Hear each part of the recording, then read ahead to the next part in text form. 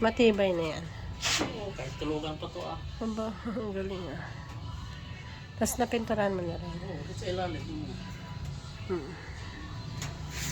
Yeah. Welding ka pa. Ay, oo nga. Ganda. Very good, very good. Wala kasi plywood, ito yung sa tabi.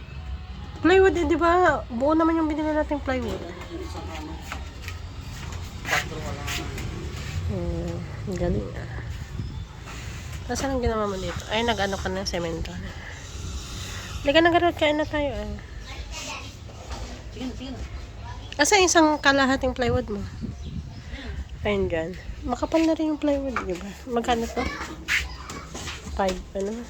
Medyo mas makal pa mga isang day siguro. Ayun yung makapal na, yung pang ano ba ata yun? Iba yung hardiplex, di ba? Makapal na yun eh. Ito lagyan ko. Ay, tanggalin mo na rin dyan yung ilaw, eh.